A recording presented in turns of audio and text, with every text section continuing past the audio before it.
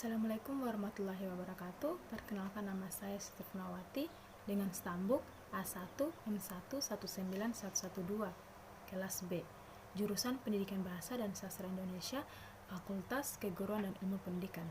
Pada kesempatan kali ini saya akan menjelaskan mengenai skema unsur-unsur paradigma ilmu sosial budaya. Skemanya dapat dilihat pada gambar di samping. Skema di samping disusun dengan anggapan bahwa dalam sebuah paradigma, unsur, asumsi dasar merupakan dasar dari unsur-unsur yang lain, dan sudah ada sebelum adanya unsur-unsur yang lain. Oleh karena itu, asumsi-asumsi dasar ditempatkan paling bawah, berbanding terbalik dengan representasi merupakan unsur yang terakhir muncul dalam sebuah paradigma, sehingga unsur ini ditetapkan di atas. Pada skema di samping terdapat 7 elemen. Yang pertama yaitu asumsi dasar. Asumsi dasar ini dapat dikatakan sebagai unsur-unsur paradigma yang paling dasar, paling tersembunyi, implisit, dan oleh karena itu biasanya juga paling tidak disadari, sehingga ditempatkan di paling bawah. Demikian juga halnya nilai-nilai. Walaupun nilai-nilai ini didasari daripada asumsi dasar, seorang ilmuwan yang baik akan selalu tahu dan sadar tentang nilai-nilai keilmuan yang harus diikuti dalam setiap kegiatan ilmiah.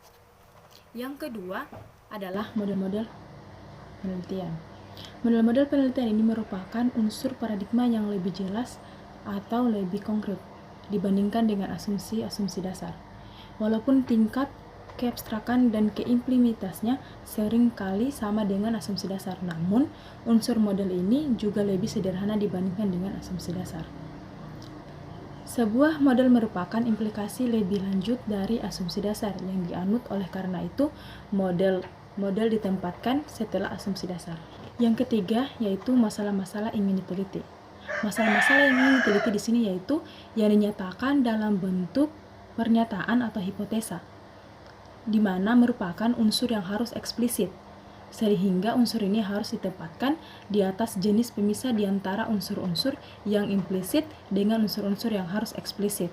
Masalah-masalah penelitian juga merupakan implikasi dari asumsi dan model yang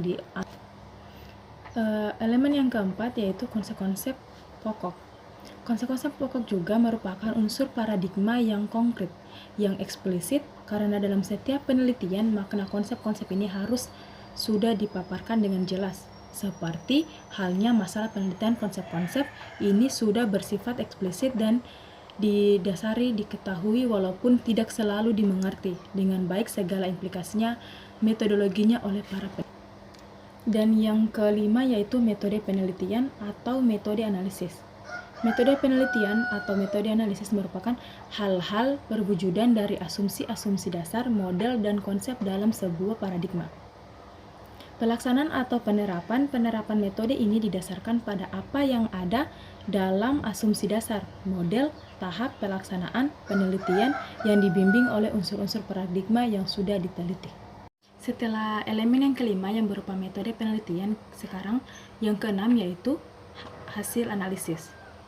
Hasil analisis merupakan unsur yang muncul setelah dilakukannya analisis atas data yang dikumpulkan dengan menggunakan metode-metode tertentu.